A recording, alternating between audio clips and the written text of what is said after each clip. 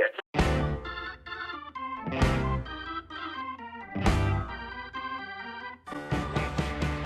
Got him. No, they didn't. Oh, my gracious. Yep. How about that? With the second pick in the 2011 NFL Draft, the Denver Broncos select Von Miller, linebacker, Texas A&M. He's the greatest ever, huh? And then I just wanted When you got all the advantages, it's easy. Welcome to the Aggie War Pod, a product of Dave Campbell's Republic of Football podcast network. I am your co-host, Mike Craven, senior writer at DCTF. The other voice you'll hear on this podcast is a barbecue eating machine who won't shy away from a road trip or an off-key rendition of Creed. The former fighting Texas Aggie defensive lineman arrived in College Station as a three-star prospect back in 2013. He now resides in Houston, but his heart never left. Ladies, gentlemen, reveille, I present the one, the only, Jay Arnold. And now the doldrums of the offseason begin until spring ball hits. But wow, the amount of news in the world of college football as far as silly season with coaching goes, I think we're going to have our hands full for a while.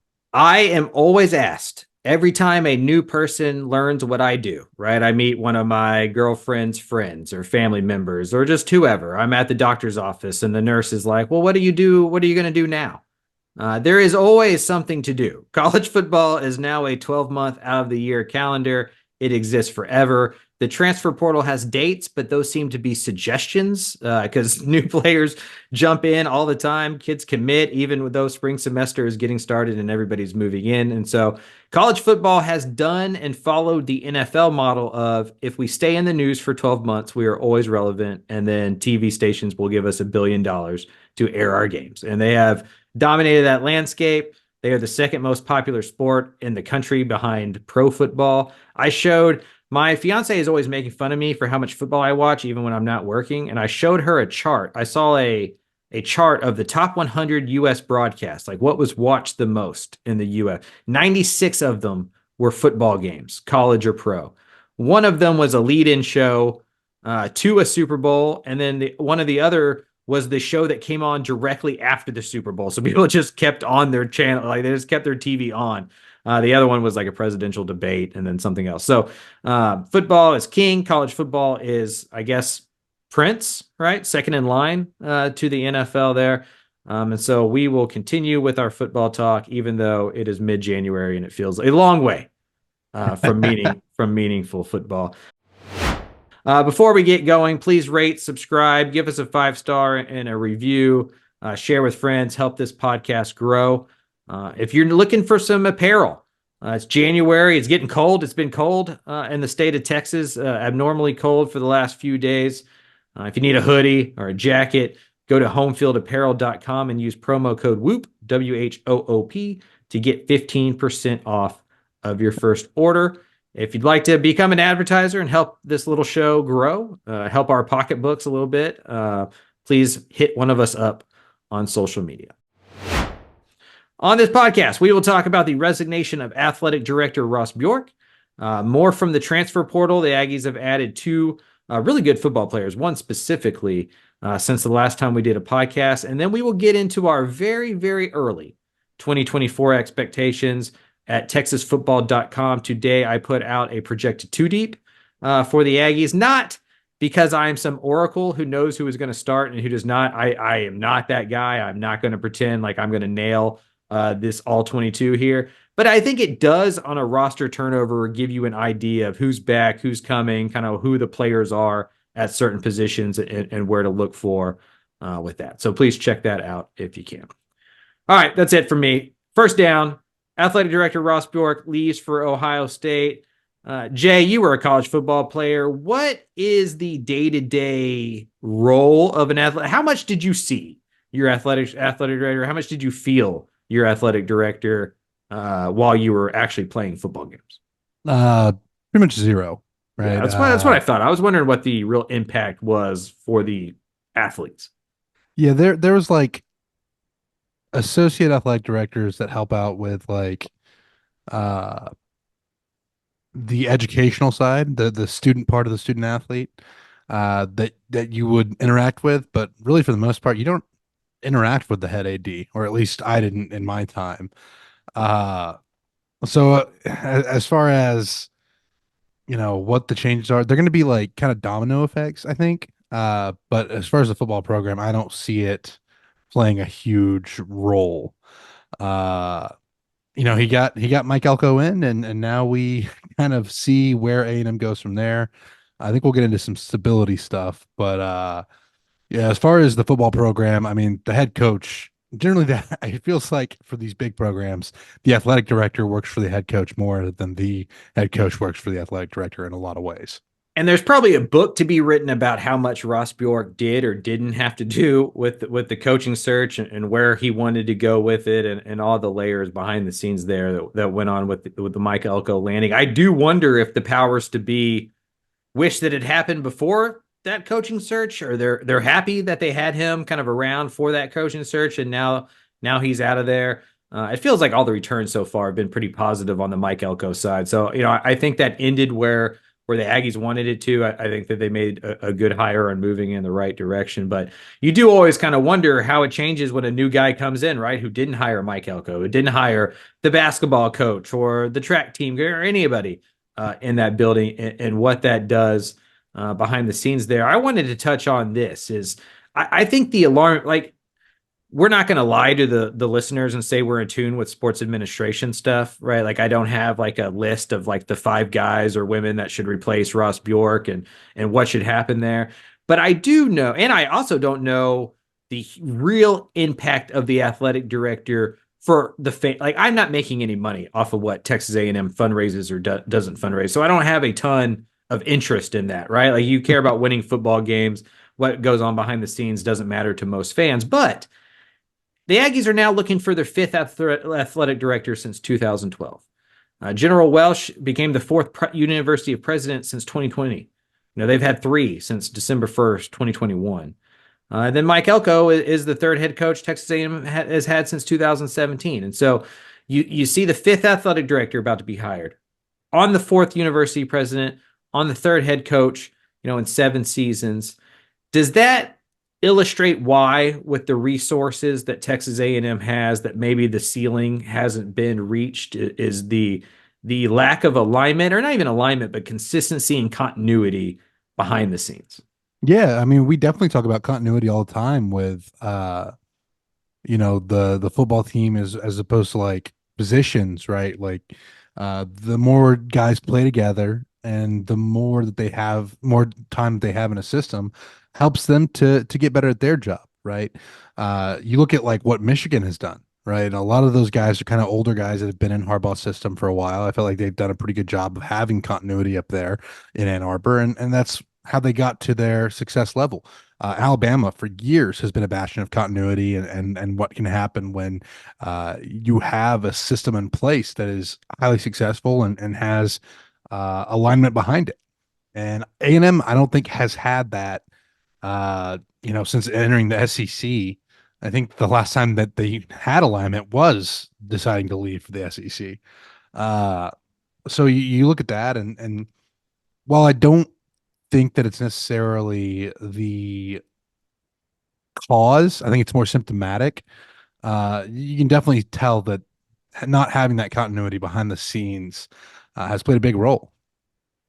I guess as a young writer, as a young observer of college football, I never gave much thought to the president and the athletic director. It's like, get a good football coach, get a good football player, go win football games. Who cares what's going? I didn't give a lot to it. But the closer I've gotten to the programs, the more that I'm around the head coaches, the more you kind of see regimes start and regimes fall. You notice trends. And one of the trends is that the head coach is as successful as the alignment behind him allows him to be in a lot of cases at the football level, because you need the funding, you need the resources, you need the buy-in from the professors on campus and the president behind the scene. And like, Texas State's the perfect example. Like, Texas State had a university president who frankly did not care about football. And then they go and they hire, Kelly Dampes as their new university president. He makes football and athletics a top priority, They win 8 games, the most that they've ever won in the FBS, and they go to a bowl game for the first time as an FBS, right? Like, that's not a coincidence. It wasn't just GJ Kinney, right? It was Don Coryell. It was Dampus. It was all the stuff behind the scenes rowing in the same direction. I grew up around the Texas Longhorn program. Please forgive me, listeners out there, but I grew up around the Texas Longhorn program. It's not a coincidence when DeLoss Dodds left, the football team got bad. The basketball team got bad. The baseball team got bad. Like that isn't just because Mac Brown left. It's not just because Augie Garrido left. As they've gotten a new athletic director in there, they've started to turn the corner, and football's gotten good again. And basketball, well, until the Chris Beard situation, was getting good again. And then baseball is getting good. And so it really does matter what's going on behind the scenes. Like, we're not here to tell you who the 5 people are that at A&M needs to go land. Like, we don't know all that kind of stuff. But I do think it is obvious that the more continuity and the more, I guess, just rhythm that you have behind the scenes together, just the good vibes that you have, that can really show themselves on the basketball court and on the football field and on the baseball diamond.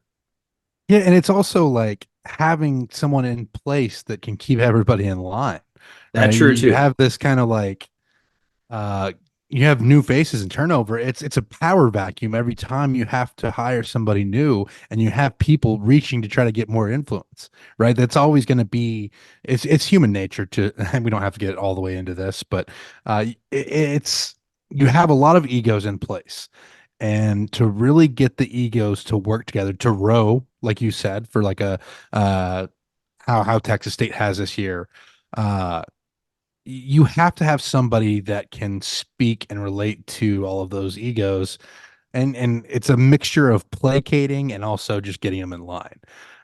So it's definitely not an enviable position, right? To be an athletic director at one of these mega programs where millions and millions of dollars are coming in, and people have opinions on how things should be run, whether they have an idea of what it's like to be inside of an athletic program or not. But I mean, you have to have some kind of continuity behind the scenes. One, to attract the right people, right? Because if there's no stability up top, how are you going to have stability within the program? And that makes it hard to hold on to assistants and coaches in other sports. But then also just to like get your like winning organizations have a process, and to have a process, you have to have time to develop it. A&M really hasn't had that time with one face in charge in quite some time. It'll be interesting to see if they go outside the box. It feels like some athletic directors and even like conference commissioners like Brett Yormark have been from the outside, that they haven't just been like, hey, we're going to go get the athletic director at Ole Miss like they did with Bjork. Maybe they go get somebody from TV or entertainment or something, as football and athletics change. If they want to stay in the state, the names that pop off in my head are Jeremiah Donati from TCU. He was kind of the understudy of Chris Del Conte when Del Conte was at TCU, and now he's the athletic director. TCU went to a national championship game last year. A really smart guy. He's a former agent, so kind of understands the business side of that thing and has a lot of connections there. And then Chris Pesman is the athletic director at Houston and has led the Cougars into the Big 12 and a big jump there. He played at Houston, though, so not sure kind of what the thought process is behind the scenes there. But those are 2 names in the state that I would think of. But again, I can't tell you who the athletic director is. Again, I'd love to throw my name out there. Yeah. Jay Arnold available as well. Just the vibes director, like if the athletic director needs a vibes director. I would love to be the A&M version of Matthew McConaughey. Yeah, that's right. That's right. In reality, that's probably Robert Earl Keen. Yeah, I was going to ask. That was going to be my follow-up. Who is the Aggie version of Matthew McConaughey? Who is the guy who takes up all of the limelight and wants all the attention, but actually only goes to games where national television cameras are there and doesn't give a shit about the rest of the athletics programs? Sorry, I have Matthew McConaughey hate deep in my heart, and it just came out there. But who is the Aggie version of Matthew McConaughey? Sometimes you just got to let that go. He's such I mean, Robert O'Keefe honestly shows up for everything, and he's not really a big spotlight guy. Yeah, he doesn't jump in front of the can. Like McConaughey, if game day's there, McConaughey is going to be there. If it's like a big night Monday basketball game, like McConaughey is going to be there.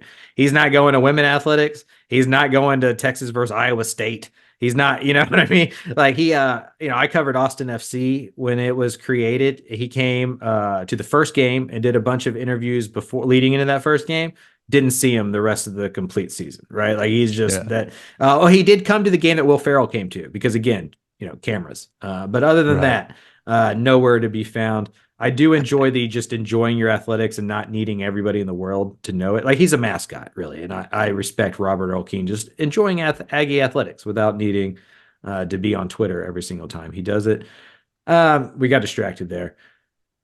Let's move on to second down. Let's move to the let's move to the transfer portal. The Aggies have added 2 players since our last podcast last week. Des Ricks, former five-star cornerback from IMG Academy who played last year at Alabama sparingly as kind of a reserve and on special teams. And then Trey Watson, tight end from Washington. Not a star player, but a good player, good recruit, somebody who's going to come in and add some depth there. I think Ricks come in and start. He may be one of the guys that comes in and plays right away. Transfer portal, like I said, up to 23. The portal class is ranked first in the country, according to 24/7 Sports. The Aggies also added 14 players in the early signing period, so that means 37 new faces right now headed to College Station for 2024, which makes sense because I think the bowl number was around 50, so they were going to need 35 new faces. Some players are going to leave. I'd imagine after the spring semester, there's kind of some more movement out and movement in as people start to get a feel of where they really stand on the depth chart here and other places. So just kind of your overall thoughts, like first on Des Ricks, just adding that kind of upside, adding that kind of talent, and then just also overall on kind of the portal efforts of Mike Elko and staff. Yeah, I mean, I think we kind of did a deep dive on the portal last week, but we talked about Mike Elko kind of having a plan of what positions he wanted to address going into the portal, and corner was a big position that the Aggies needed to address, and going out and getting a Des Ricks from Alabama, who was a highly coveted prospect at a high school, is a big win. And I mean, he was somebody that a lot of programs wanted. So I think he'll come in, and like you said, I think he has the potential to be a starter right away. And obviously for years, Alabama has produced incredible defensive backs. So that like if a guy like Nick Saban is high on an athlete and recruits him to play defensive back in his system, you feel pretty good about that analysis there. And for A&M to grab Des Ricks, I think it's a big win. And again, you mentioned it, right? Like it's hard to really rate the portal as far as what's the best class. And kudos to 24/7 Sports for trying. And like you said, A&M with the number 1 class. It looks good on paper, at least. But it is interesting to see that it feels like not only is A&M getting a lot of talent, they're getting talent that they need. Yeah. And I think that's the biggest thing here is like they're addressing what needed to be addressed and the concerns that we had after this season. So I think I just have to say that we'll wait and see what happens in the actual games. But for now, I'm excited about what Mike Elko has done in the transfer portal. I guess first I would say consider a guy like Ricks to be more of a recruit commit than a portal commit, right? I mean, he's just 1 year removed from high school. You're betting on the upside. This isn't the same as going getting a Nick Scorton at edge who you can plug and play, who has real production. And so I think Elko and the staff has done a good job of combining kind of that young high upside talent with guys who have real deal live production in college football games. And so that's the smart way to do it. I tend to be hesitant about transfers from Alabama and Georgia and Ohio State. Like if you're leaving those places, something's probably wrong with you more so than something's wrong with the program. But this case feels different because Nick Saban left and now all bets are off on that Alabama roster. And so I think if we really went and dove into the numbers, I haven't done this, so I could be wrong, but I rarely am. If we went and dug into the numbers, transfers from Alabama, Georgia, Ohio State, they don't do as well as transfers going up that maybe overproduced at Iowa State or Texas Tech or something like that. But with the Saban leaving, I think that takes that alarm bell off a guy like Ricks. You bring him in there, and he's only going to add talent to the position. I went through and I looked at where all these portal guys, because you see the number 23 and it gets a little overwhelming. You kind of lose track, like you can't wrap your head around that. So I wanted to see where those players are, like what positions are being brought in through the transfer portal. Quarterback 0, running back 1. Every single other position group on the offense or defense has at least 2 players, right? So they're just bringing in new players at every single position. 5 at cornerback. 5 transfer players through the corner position. That's Ricks, Will Lee, who I think my early pick for starting cornerbacks for Texas A&M, by the way, is Ricks on one side, Will Lee on the other. They also brought in B.J. Mays, Jaden Hill, and Donovan Saunders, who's going to be a really good player. But 5 cornerbacks, 3 safeties, right? So a third of the A&M transfer portal additions so far have been secondary guys. They got 2 edge players, a defensive tackle, 2 linebackers, 3 offensive linemen, 2 tight ends, and 3 wide receivers. And so it has been a almost complete overhaul of the roster positions. That's why I put out that 2 deep today, just to give everybody a chance to wrap their head around what the roster kind of looks like, even if we don't know exactly how these guys are going to. Is Shamar Stewart going to move into defensive tackle, right? Is Chase Besantis going to play guard? Like, we don't know any of that stuff yet, but we can get an idea of, like, here's the 10 best offensive linemen. Yeah. Yeah, and it's it's going to just get more difficult and more difficult with transfer portal to keep track of rosters and who's where and where guys have come from. But like you said, it is good to see like a mix of the, guys with the upside and then also proven guys with proven results and proven statistics, like a Nick Scorton, who has obviously been productive where he's been before. You mentioned Will Lee and Rex as 2 starters going in. And you mentioned Donovan Sanders too. I think he may end up being a starter and surprising a lot of folks. Mm-hmm. Just because I know people don't watch FCS as much as I do. I understand that I'm kind of an oddball there. But folks, trust me, y'all need to watch some FCS ball. It's a lot of fun. Speaking Corey Hogue's language right now. Yeah. I mean, it's good. And like for people that complain about there's too much money in FBS now, well, then you have FCS and D2 and D3 right there. If the money really bothers you that much. Yeah. Frankly, just go to G5. Like, if y'all knew how much UTSA actually spent in NIL, you would like be shocked how little it is, right? And like UTSA is good and has a decent NIL structure, but like there's just no. I mean, it's like less than like what the quarterback at A&M probably gets, right? Yeah, like combined. Like some of the MAC schools have lesser budgets than a lot of these FCS programs. Oh yeah, it's crazy. There's some good old amateurism left out there for you if you need it. Right. There's plenty of guys playing football for the scholarship money if you need it out there. You just may not be able to root for your favorite football team. Hell, just go to Huntsville right down the road and watch Sam Houston play if you want to watch some of that old-timey kind of college football for the love of the game type of stuff. Before we move on to third down and kind of talk about some expectations, I wanted to run through my starters on this line just to give an idea of kind of like what it looks like a little bit right now. And you can kind of, I mean, again, Connor Wegman at quarterback, I think we all kind of agree there that's going to be a guy. Like running back, I have Reuben Owens, but if Amari Daniels trots out there for the first snap, or Le'Veon, like Moss, like I don't know who's going to be the starter at running back, but Jade Walker, Moose Muhammad, Noah Thomas, that feels like a solid, starting 3 guess there. Wide receiver Donovan Green back at tight end. Maybe a Garrett Miller starts instead of him. Offensive line's where it gets weird, right? Like Trey Zun's back, Bryce Foster, Cam Dewberry, Chase Besantis back. But does Besantis move in to guard, and then Ruben Fathery is back healthy at tackle, and that's kind of your 5? Does one of the transfers like Amarj Reed Adams become a starting guard? Mark Naboo, like where does it land there at offensive line? And then on defense, I think Nick Scorton's a starter. DJ Hicks, Shamar Stewart. I think Shamar Turner maybe can move inside and play a little bit of 3 technique on the defense if they want to get those 4 guys on the field at the same time. Torian York, obviously at linebacker. My guess next to him would be Scooby Williams, the Florida transfer, is kind of my leader of the pack there.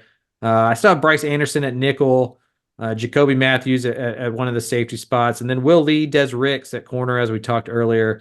And then the other safety spot could get weird. I mean, I think a DeRicky Wright, probably maybe the leader in the clubhouse there. So those are kind of like my first guesses for the starting 22. A mix of new faces, but still a lot of players that are going to be inherited and hopefully developed a little bit more by the staff. Yeah, and a guy like a Marcus Ratcliffe out of San Diego State could be in the mix there at safety as well. I'm with you though. I think offensive line is where it gets most interesting, just to kind of see how that shakes out. If Ruben Fathery can get healthy, and then live up to the potential we saw from his freshman year. There's so many, like there's so much talent. It still feels like at the offensive line position. You have to wonder if getting a new face in there in that room, coaching those guys up, may make a difference, and we see some of those guys improve and show more of the potential that we saw early in their careers. But man, it is wild to just see the amount of turnover, right? Like losing 30 plus guys in a season. Like it's unfathomable for me to think of, like going back to my playing days, right? Like I can't imagine just 30 guys gone.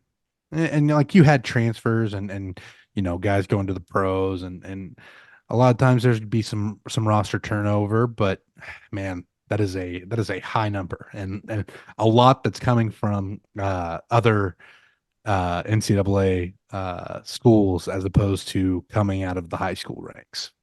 Even the most hardcore of fans across the country are going to need to invest in that first program, the first week program, just to kind of have it in the stands, be able to reference like who's number 6 again, like what is that, you'll start thinking it's the old player and it's a new guy from Florida or something like that. And so it's gonna, and I wanted to do this, this is gonna sound crazy, but I already start thinking about the magazine, right? We do the magazine in April and May. I've learned a few lessons from being in charge of the college side for a couple of years. I used to just help out and write a section or two, but as somebody who now undertakes kind of the whole college section there, one of the things that I always struggle with is the F and two deeps, right? Because you start to forget who's on campus, who's been added, who's left. And so for me, this is like reference material for later on. It's like I've already done some groundwork on kind of what the two deep looks like. And it gives me a visual of who's on campus, who's on the roster, what spots they may slide into. So hopefully it serves that purpose for others too, because it's impossible to keep up with. Like unless you put it down on paper, it's impossible. And then it's like coaching changes and scheme changes too. So like maybe we're running with 3 defensive linemen, maybe we're running with 4. Wes McGriff, right? Like he was signed and then all of a sudden he's back at Auburn. So it's a lot to keep up with between coaching changes, the portal and incoming high school recruits. Hey, Michigan's roster may be next, right? If like Harbaugh takes an NFL job and they don't go in house with more, Brian Kelly goes and ends up being the Michigan coach or something like that, then LSU opens up, like the chain reaction stuff, it may just never stop. Like there just may be like coaching changes in May. Like who freaking knows where we're headed in this sport? Like it's wild. Like it's good for me, right? I enjoy it. Like a lot of college football writers do that thing where they like complain about how busy it is. That's good for us, right? It's why I don't have to go cover like college basketball or anything. But it is hard. It is hard to keep it straight. It is hard in your head to be like, oh yeah, that's right. So-and-so's here now, or so-and-so's there now. In a way, we're going to move into third down now. Into 2024 expectations. You used to be able to almost instantly do that, right? Again, I grew up around the Texas football program where they were winning 9, 10, 11 games every year, but not all of them. And I always, like around October after they had like messed up the Red River game or lost a non-conference to like North Carolina State or something like that, you started to like project, well, next year though, with Sims back and this and that, you could start really doing that in the stands. You can't anymore. Like you can't even start to look ahead and really have hope as a fan because who the hell knows what the roster is going to look like otherwise. And so I wanted to kind of like lay down a marker. Again, this is going to change probably every single time we do this podcast from here on out. But what is your kind of early thought process on what your expectations are for 2024? I look at the schedule for A&M, and it really just feels like a very manageable schedule as far as SEC games. Uh, Notre Dame is going to be a tough game, but you get them at home. Missouri is probably going to be good again, but you get them at home. LSU, you get at home. Uh, Texas, obviously very tough to close out the season. That's a playoff team, and they lose some stuff, but they're reloading just as well in the portal, in my opinion, as A&M is, with some of the weapons that they pulled out of there, especially on the offensive side of the ball. But you look at the road games, like at Florida. Florida feels like a program in just complete disarray right now. Shambles. Arkansas, like with Pittman there, it just kind of feels like he's kind of on borrowed time. And KJ Jefferson has transferred out to UCF. Mississippi State is another new coach. Lebby's going to do some interesting stuff there, but I think it's going to take some time to get adjusted. South Carolina, it feels like that's another program that's kind of, taking a little bit of a downward turn, kind of like Arkansas, where it looked like they were trending the right direction, and now it just kind of feels like that momentum's fallen away. And then Auburn with Hugh Freeze, they fired their offensive coordinator, and I mean they closed out the season terribly. They had that close game against Alabama, which they always play them tough. But then you look at like what they did against New Mexico State, obviously, who by the way is on A&M schedule. But Jerry Kill leaving has kind of hurt that program a lot.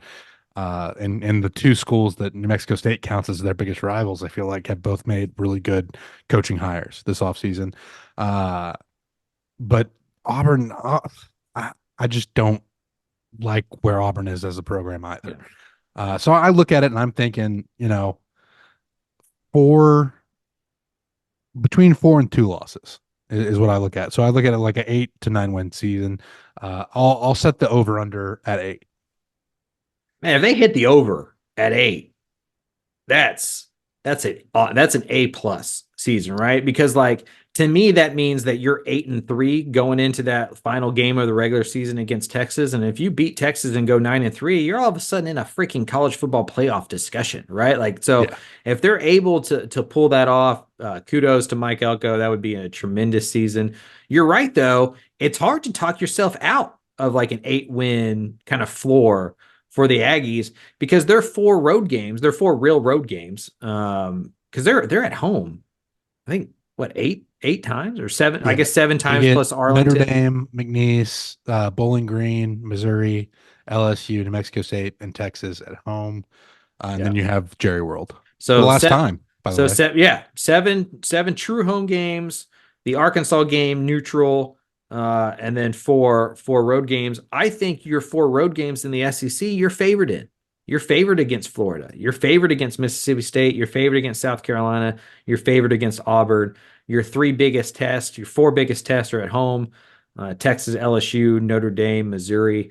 Even if you go 2-2 in those games, right? I mean, you are flirting with an 8-9 win season. And I think to me, if he goes 8-4, B+, right? Anything above that, I mean, you've smashed it out of the ballpark. Is the record how you define success, failure in year one? Or is it more like, it's like how they say with like porn, right? You like see it, it when you see it. Like you can tell if a program is swimming in the right direction or not just by how they play. Like not every 8-4 is created the same, right? Just like like you can go 7-5, but like be really promising with it. Or you can go 75 and feel like, holy crap, we made the wrong hire. What are some of those things you look for early on in a tenure to kind of know, or to feel like, like, hey, I think this thing's going right, or maybe, hey, this thing is going wrong? Yeah, the vibes, right? Yeah. We got to find out what the vibes are. No, but I mean, I don't want to read too much into the record in year one. I kind of want to see how everything gels, right? Like there are signs of dysfunction, penalties, broken plays, struggles with tackling. Like these are things that I look at and to say, well, we're 8-4, but so many of the little things are wrong. Yeah. But if they're out there and they're executing game plans and just getting out talented, I feel like you can fix that, right? Yeah, you're just losing some close games or something like that. Yeah, and and again, like this is a manageable schedule. So win the games that you're supposed to win, and play close in the games that you're, maybe not favored in. Which, to be fair, I feel like A&M did for the most part in 2023 under Jimbo. It's just there were certain signs, right? It didn't feel like there was enough improvement, and obviously like you're gonna have a lot of roster turnover. Uh, but you want to see improvement at the key spots, right? Like see the cornerback position improve, see the offensive line protect better. If you can make it through the season without getting your starting quarterback hurt, that will do wonders for the collective Aggie psyche. I mean, that's something that I think will make people more excited than winning 8 games, right? Like if Connor Wegman can stay healthy for the entirety of the season, people will lose their minds over that. So there are definitely some things outside of the record that I'm going to be watching for in 2024 to determine the success or lack thereof of the Mike Elko hire. Yeah, win 7 or 8 games, like you said, do the small stuff well, see some progressions at those key spots. And then the vibe thing, it's easy to downplay that, but we'll know, right? Tex Ags exists. Like we'll know. Like it'll be out there if things aren't going great behind the scenes, right? It'll be out there if things are going great in behind the scenes. So we'll know if the players are bought in. We'll see it in the recruiting, right? Like he'll have a whole year of recruiting. If they're back to signing the 7th best class in the nation, hey, things are pointing on the way up. If it's 13th or 14th, hey, maybe players aren't as bought in at the high school level as they want them to. If the transfer numbers are back up again after next year, all of that kind of stuff tends to tell me a lot about the program. But I'm with you. It's about watching the games on Saturday and going, hey, that's a football team that I'm like proud to root for, right? Like if I'm an Aggie fan, it's like, man, that was fun. Like we lost by 6 to a good, Notre Dame team or a good, LSU team or something like that. But they were in it and they played hard and they didn't shoot themselves in the foot. I think that's just what you want, right? You want it to start looking like like for them to have an identity. Like what is Texas A&M football? If at this time next year we're still asking that question, like what is Texas A&M football? Then it was a failure no matter what the record is. If we can go like A&M's this and A&M's that, and they're building towards then that is where you want to be, I think, after year one. To your point, like what is Auburn? Like what is the identity of Auburn football right now? You have no idea. South Carolina, Yeah. Arkansas, you have no idea. You want to be a program that's got a little bit of an identity. It felt like Jimbo didn't have that other than like talent acquisition. Like they were just a talented football team. Beyond that, no clue what was going on. Hopefully, after year one with Elko, I imagine it's the blue collar, strong defense, running the football, beating people up in the trenches. Like that's what I imagine that identity is going to be, but we'll know come November or December if that was the case or not. Yeah. And it may take some time to build that up, but like if we see some signs of it actually progressing towards that, but like you said, like you don't want to be a football team without an identity, right? Like it felt like Mississippi State was caught in between two regimes. Auburn, you think of Hugh Freeze as a brilliant offensive guy, and the offense was terrible this year. Defense won a lot more games for him. You look at LSU and, historically that's been more of a defensive minded identity there. But Brian Kelly at least has a clear offensive identity at LSU so far. Obviously we'll see, you lose your Heisman winner. That's going to be a little bit of a step in a different direction. But the best teams have identities and they execute based off of what they have. And that's not to say that identities can't change. Obviously, what Alabama won their national championships with varied wildly under Nick Saban, depending on what kind of style of football, what kind of team he had. But you want to have like a clear, defined vision of what your team wants to be. And again, this goes back to what we talked about with the portal. It feels like Mike Elko has a plan on what that vision is. Yep. Agree completely. So, I think, I think 8-4 feels like a good early kind of like marker for the Aggie program. And we can kind of build. Well, and what I like doing, the reason I like this exercise isn't to get married into 8-4 as like my prediction for Texas A&M. It's to measure it against what I feel like in April and what I feel like in July and what like, does it change? Does it go up? Does it go down? That's why I enjoy kind of doing the verbal exercise of figuring out where I'm at in January and seeing if and I do it for every single program across the state. Before we move on, did you see that Ole Miss and Lane Kiffin kind of spoiled Auburn's offensive coordinator announcement?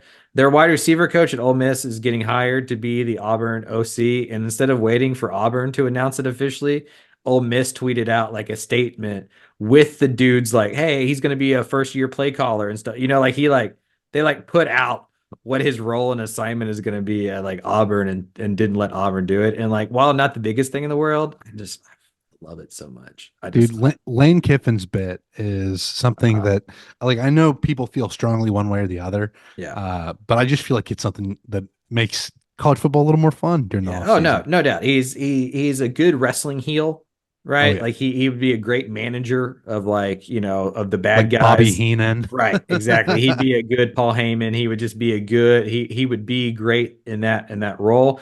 However, I do think it's the reason that he's not the Alabama head coach. 100%. Like he's just they don't want the shtick. Right. You can't give that car to that driver. Right. Yeah. Like you can't do it. You can give them some other keys, but you can't give them keys to that one because they are not there for that shtick as you put it. And so while I love it, I do recognize why that's why most coaches don't lean in to their real personality and they become robots that never give us anything interesting or fun. It's because it costs them jobs with the button up losers at places like Alabama.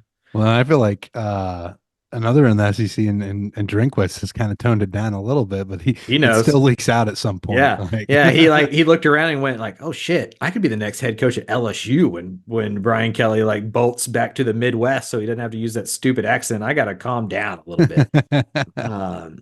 And you know what? I think not to get too far off the rails here, but we talked about LSU not having much of an identity and their defense, being poor this year.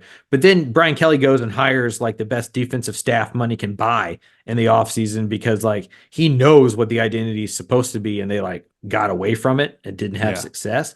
And, Bo Davis may kill a guy, right? If they tackle like they did last year, if they play as poor as they did defensively last year, like Bo Davis is going to put somebody on a missing poster. And that is how you get that identity back. Is like by bringing in people that not only care, he cares about that program, and so that'll be something to watch there. I think the secondary as well. Yeah. That's going to be a big bounce back defensively. But they did lose the Heisman Trophy quarterback who shouldn't have won the Heisman Trophy, and so that will be a setback. I'm going to die on that hill. That's for nerds. Okay, we can move down to fourth down to the Ask Jay segment of the show. Some would argue that the whole show is an Ask Jay segment, but that's what having a podcast is. At Rob_Troy asks, what do the Steelers need to do to win one freaking playoff game?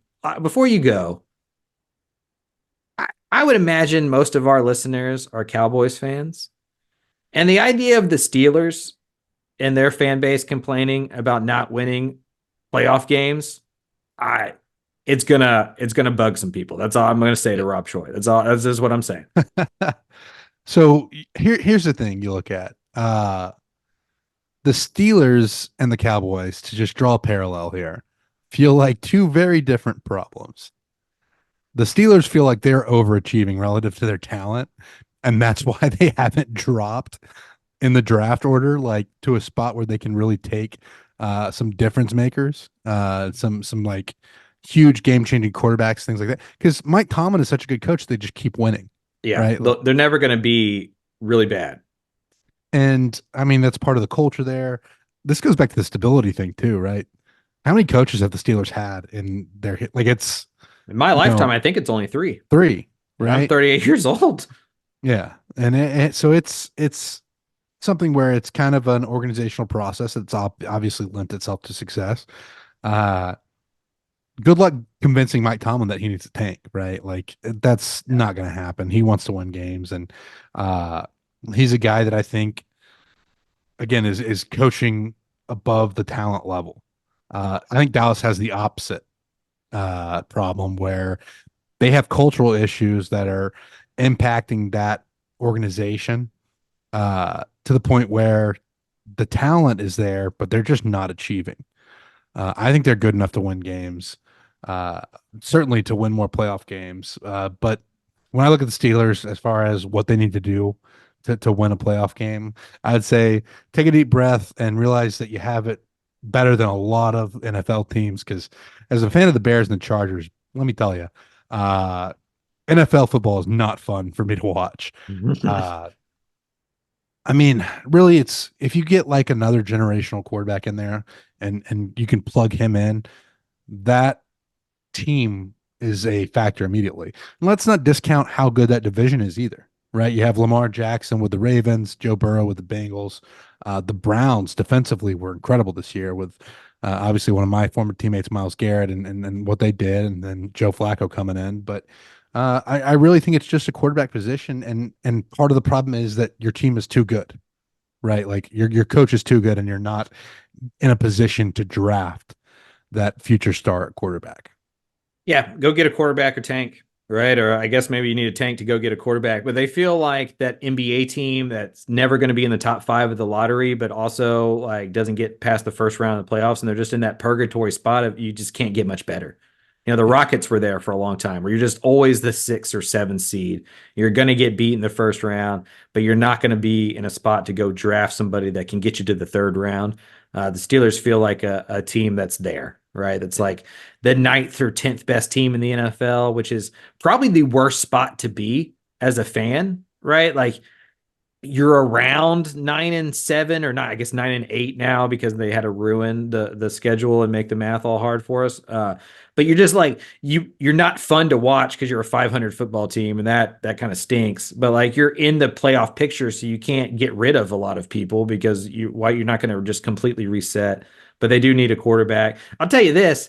If they would like to tank and Mike Tomlin would like to leave, there's a owner in Dallas who would like to call him because and yeah, let's move. The second question kind of touches on this. More surprising, the Dallas Cowboys collapse or Houston winning in a landslide? And then maybe we can just use this as a jumping point to talk about the Cowboys. Yeah, I don't find the Cowboys losing in the playoffs all that surprising because there were signs of it all year, and the How NFC they East lost is just though. not good. How they lost had to be surprising though. Like if they had lost 27-24, I'm 100% with you. They got their ass kicked. Like, and that defense got its ass kicked, and that's what surprised me.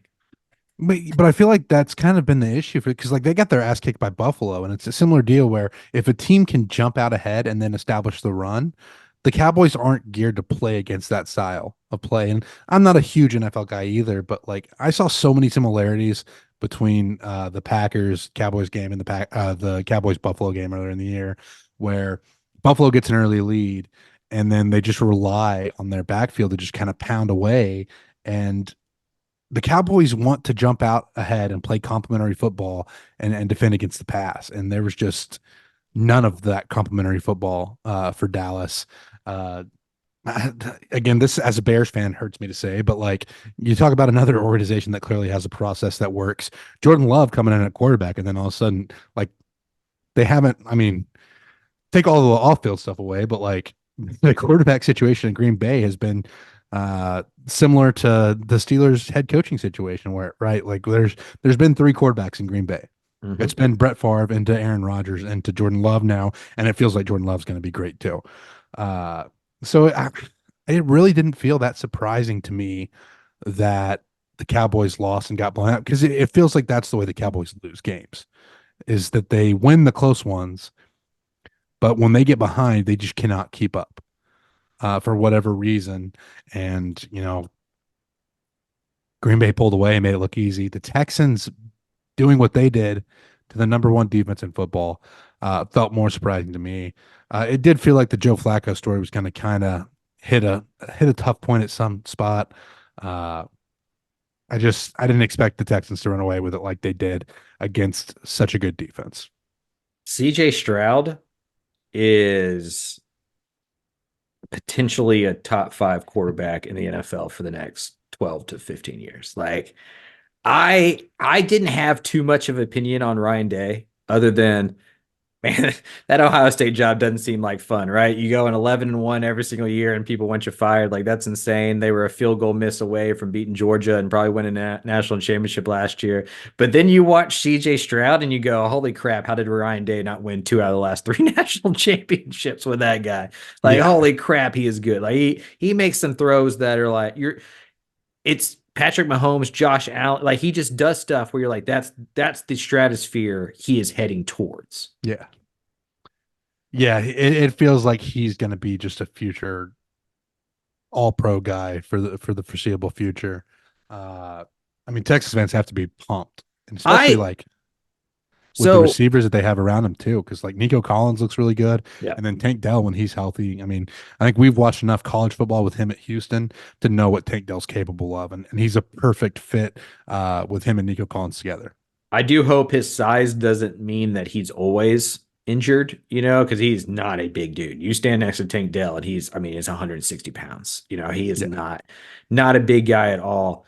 Um, I have been an NFL nomad since the Oilers left. I don't play fantasy football either, so my NFL fandom exists in the playoffs and when I bet on random games because I randomly have a Sunday that I'm at home and I'm watching football or something like that. The CJ Stroud and D'Amico Ryan, who feels like just an incredibly likable guy, and I'm happy. That job, you can tell he was given that job as kind of like a lame duck situation type deal, and then he's like just killed it, with Stroud.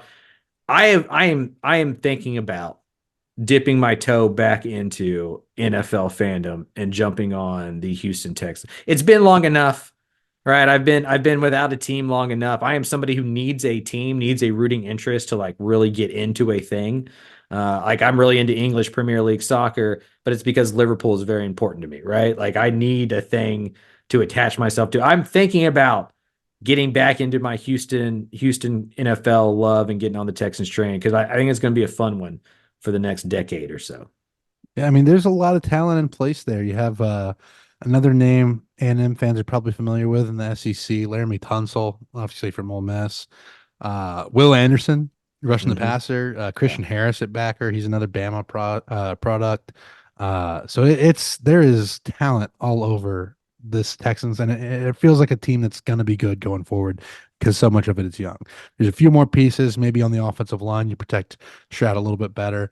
And then defensively, well, dude, Stingley Yeah. has played out of his mind Yeah. recently. Jalen Petrie from Yeah. Baylor. So there's no shortage of talent. It'll be interesting to see, kind of how this team continues to gel together. That's the other thing too. It feels like the Texans have just gotten better and better as the season's gone on. Is it time to cut bait on Dak Prescott? This is a tough one for me because I played against him and I kind of liked playing against him at Mississippi State. I thought he was a really good athlete, but his style of play has changed quite a bit, right? He was more of a power runner when he was in college. Uh, some of that's going to be injuries and just kind of the style of play in the NFL.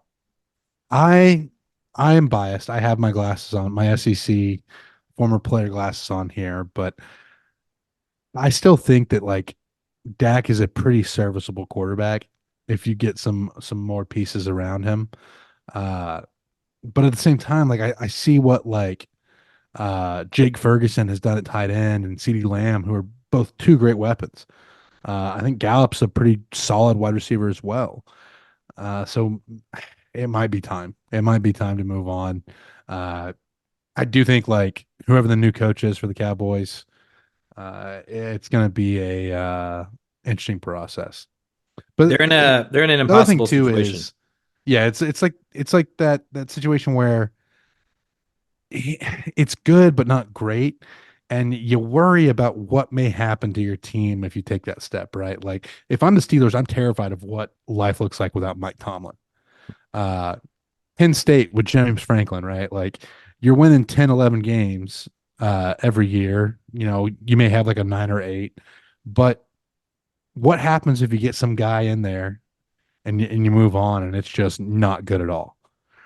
Well, luckily for James Franklin, the NCAA made being average acceptable, and now he'll be a college football playoff coach every single year, and those guys won't be on the hot seat as much anymore, right? Like all of a sudden, underachieving James Franklin goes to college football playoff coach James Franklin, just because the rules changed. So I am interested to know in college football how we start thinking of those 9-3, 10-2 coaches, because at a place like Penn State or even like a Lane Kiffin at Ole Miss, the clock's ticking. Are you going to catch Georgia? Are you going to catch Alabama? Are you going to catch LSU?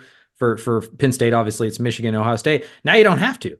Now you can lose to both of those teams, go 10-2, get in the playoff, and if you get hot at the right time or other people fall off because of attrition, you win a playoff game. All of a sudden, you're getting extensions. Like instead of being on the hot seat, you're going to get extensions. And so, being a college football coach at a program like that has never been better. I think that's the perfect job now. Speaking of, what are your thoughts on Kellen DeBoer being hired at Alabama to replace the great Nick Saban? Talk about an unenviable position, right? Like, it's going to be a short leash, and you're going to have a lot of people who think that they want to have input on how you should do things in the wake of a legend like Nick Saban leaving. With that being said, DeBoer's a winner everywhere he's been. He's won at the NAIA level. He's won at Fresno State. He's won at Washington. Obviously, it's a little bit different beast down in the SEC. But like, let's not pretend that Washington isn't a Power 5 program in the Pac-12. And obviously, boosters at Washington and boosters at Alabama, probably a little bit different. Probably a little bit different. You're going to have to approach them a different way. But I just think that, as far as hires go, this was a good decision by Alabama to go out and get DeBoer from Washington, a proven winner at every level of football that he's coached at. Yeah, just get a guy who always wins and then they keep winning. Like I don't think it's all that big of rocket science. And everybody's freaking out over the recruiting. And if he can recruit, it's Alabama. You're going to be out. If you win, you're going to recruit easily to Alabama. I think that they're going to have to step up on NIL, right? Like Nick Saban was their NIL. Getting to the NFL was their NIL. And they could be like, hey, you may not make as much on the front end as you will at some of these other places, but in 3 years, you're going to be a top 30 draft pick and you're going to be a multi-millionaire and you're going to win a national championship along the way. Come to Alabama. That's not going to work as easily anymore. So they're going to have to catch up with some of the programs in the NIL and kind of do it on the front end that way, like everybody else does. But you hire a guy who wins. I think the same thing for Houston hiring Willie Fritz, right? Like you hire guys that win football games and know how to be head coaches and know how to lead programs. Nick Saban's going to stick around. I think he's going to end up being like the consigliere of Alabama football, right? Where he's just kind of running it behind the scenes, be kind of the figurehead and probably help with some of that recruiting and the NIL structure before he really rides off into the sunset. So to me, it feels like a bang out of the ballpark hire. I think it was smart not to go Saban tree. Maybe that wasn't by choice. Maybe that's just because Dan Lanning has too good of a job to leave. Steve Sarkisian has too good of a job to leave. Kirby Smart has too good of a job to leave. But I think it was intentionally or unintentionally. I think it was smart to go outside of that tree because the pressure is going to be high enough. You don't need somebody who also is beholden to Nick Saban. Get somebody from outside that can come in and do their own thing and take the program wherever it is that they want to take it. I do think it's more likely in 4 years that they're hiring a new coach than that they're winning a national championship. But I think that has to do with the expectations and just what it is to follow a legend more so than it is my feelings about Kellen DeBoer. Yeah, and one thing I think we forget about Kellen DeBoer too is how quick the turnaround was at Washington, right? Like Jimmy Lake left that program in shambles. They were in a very, very bad situation. And DeBoer came in and won right away. And I think in this era of the transfer portal, that's something that has to be on your mind as a program is guys that can rebuild programs in a hurry. Like this was Washington was a team that lost to Montana in 2021, right? Like they lost to an FCS program. They finished the season 4-8. And then all of a sudden, Kellen DeBoer comes in 2022, and no, Washington's a 2-loss team. And then 2023, they make the playoff and are in the national championship game.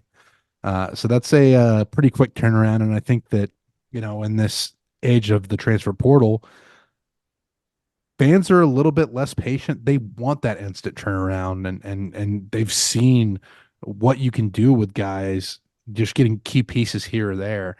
And so I think you're going to kind of see that both speeds up like what his expectations are at Alabama, but it also gives him more opportunities to go in and get players and change things in a quick manner too. Ryan Grubb, offensive coordinator. Kane Womack, defensive coordinator. He was the head coach of South Alabama. That's a dude. Yeah. That dude can coach some freaking defense, right? So they're going to play some defense. They're going to be okay. But you're not going to lose Nick Saban and the talent they're losing from that roster and not take a little bit of a dip in a conference that's really, really good. But that dip may just be 10-2 and the 9 seed in the college football playoff, right? Like it may not be that huge of a dip. And with the playoff expanding, like I was saying with Penn State, your baseline becomes different. You no longer are 7th and you stink. You're 7th and you had a home playoff game that made the university a bunch of money. You were on, like the perception of your job changes, right? Like if Nick Saban started going 9-3, 10-2, and finishing 10th in the country every year, we'd look at it and go, what the hell is wrong with that? But if DeBoer comes in there and goes 10-2 every year and finishes 9th or 10th in the nation and gets in the playoff, that's an acceptable job if he wins a playoff game or two within that period. So that's fascinating to me, is like how we grade these coaches differently moving forward and how much the playoff kind of changes what we think of not Georgia and Ohio State, but like that next group, like how, that second group of teams and what it does for your potential. Lastly, before we get out of here, it's kind of on this same wavelength, but with Nick Saban gone, it feels like Kirby Smart is now the clear number 1 top coach in the SEC. I'm curious who you think is number 2. And there's a few different ways you go with this. I think it's hard not to go to DeBoer, number 2. If you're going off of resume and what they've done, who else has gone to the national championship game, right? Brian Kelly, I think you could make the argument that he's a possibility for number 2.